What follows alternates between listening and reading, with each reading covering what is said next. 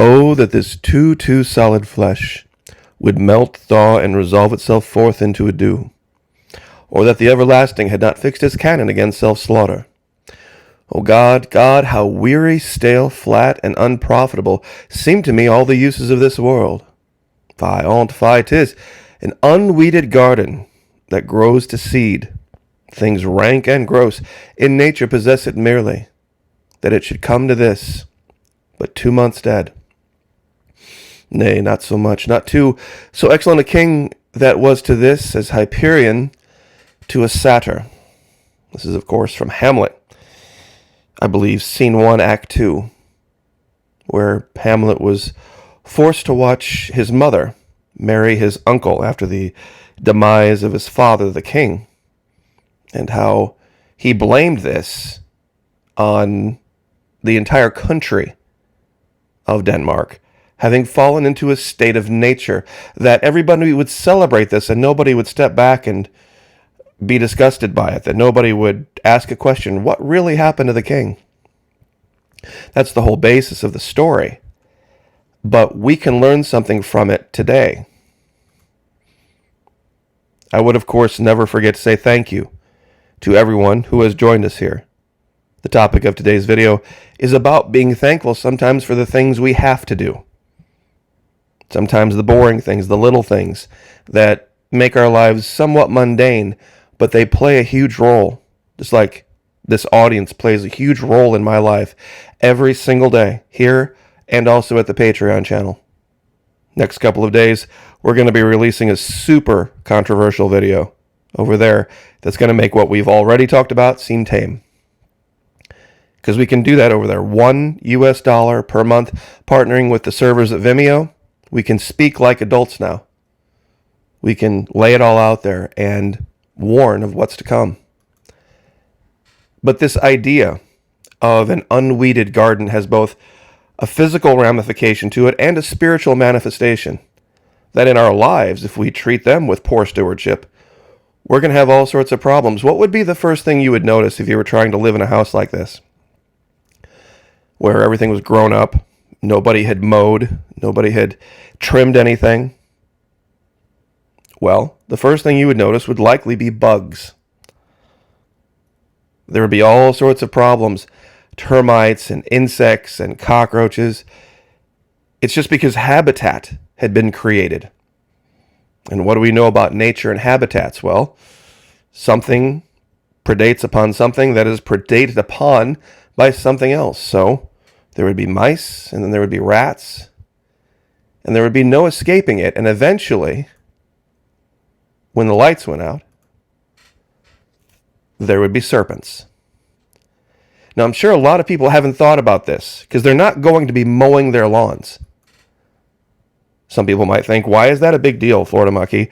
Why should we care about mowing our lawns? Power down, grid down, end of the world situation. We're just going to be on survival mode. Well, if you have a home and you're not going to maintain it and you're going to let it go to seed, so to speak, because you don't want to waste the fuel on a lawnmower, you're going to be presented with a whole brand new set of problems. That could be way more damaging to you than the loss of a few gallons of fuel for a lawnmower. I've never heard any prepper talk about this. You see, having one house in the neighborhood like this, well, it's an eyesore. And it's a code violation, but we've all seen it. What happens when most of the houses in the neighborhood are like this? And this becomes one giant habitat for rats and mice and snakes and bugs. What's going to be the new threat? See, you going out at that point and mowing your lawn isn't going to make a difference because nobody else is. And then I know that sounds very communal, very close to socialism, but this is what happens. You cannot be an island unto yourself. A good steward amongst poor stewards, yeah, looks better to the eye, but that steward suffers nonetheless. You see, that's what's coming. I've made this allegation about the prison release and how that's going to change the face of this country. The millions upon millions that are just going to be let go. The stewardship is going to go away. The law and order of this country is going to go away. The simple things like cleaning your gutters, painting your houses, mowing the lawn. Easy, simple things. When they go away en masse and these guys show up, it's going to be a problem. And if you don't think that's the case, 22 July, Biden judicial nominee on board of prison abolitionist group. Biden nominated Rupali Desai to the Ninth Circuit Appeals Court. Desai serves on the board of Just Communities Arizona, a self-described abolitionist organization that envisions a world in which prisons and jails are unnecessary. Please tell me a time in any history, in any book, whether it's a European history book or whether it's an Asian history book, where there wasn't prisons. Pardon me. When these guys get out, and they're going to get out, some of these guys that have been sentenced to decades more and decades more for some of the most heinous crimes, they're just going to let them go. They're just going to let them go. And it's going to change the culture. It truly is. I've shown images like this, and boy, it really bothers a lot of people. They're like, oh, that could never happen. You're right. It could never happen in a civilized society. You're absolutely right. A few prisoners released here, released there. No. You're absolutely right. Wouldn't happen. You start to release 1.5 million of them in mass when the power is out, when there's no grid, there's no internet, there's nothing like that, there's no civility, and there's nobody being good stewards. There's nobody being good stewards because it's not important. Or they don't have the money to pay for the fuel. It's going to be a cocktail for disaster because of the attitude of these guys versus the attitude of these people. Those that have fought and argued and stressed themselves out over saving for this or planning for that.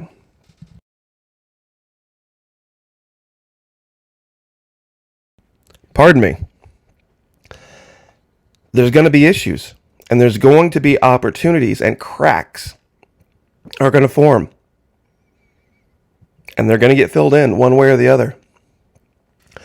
And a lot of guys are going to end up behind barbed wire that were law-abiding citizens back when people were good stewards. I mean, tell me if I'm wrong. Tell me if I'm wrong. When the lights go out, do you plan to still mow the lawn?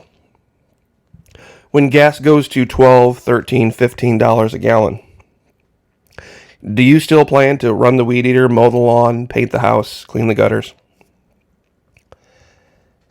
If so, where are you going to get the wherewithal to do that? Is it in your survival plan?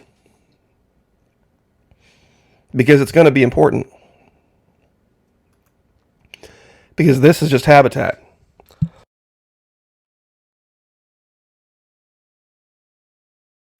Pardon me, once again. Had a coughing fit there. I was out cleaning earlier and mowing myself, and this is what gave me the idea for this video.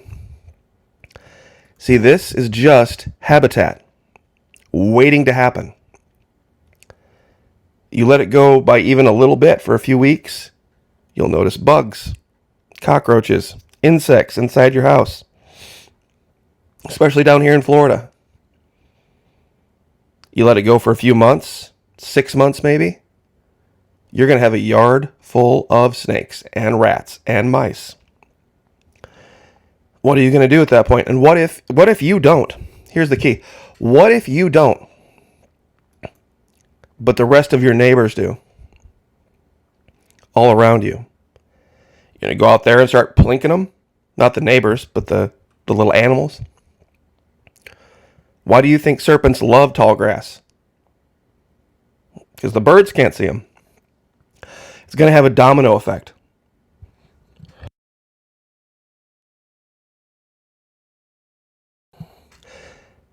There's going to be a huge explosion in wildlife. Just like in the spiritual.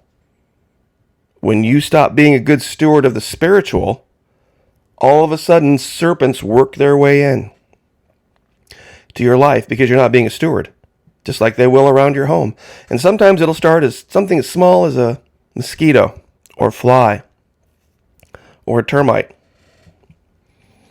That's what's coming. And this is just more evidence of it. We talked about this years ago, and it is coming to fruition now. There was a reason people decided, you know what, we need jails. We need prisons.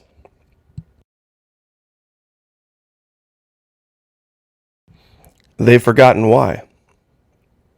They have forgotten about human nature. There's no civilized society that has ever existed on the face of the earth without them. So I will leave it there. God bless. Have a wonderful weekend. Like, share, subscribe, and we'll see you guys next time.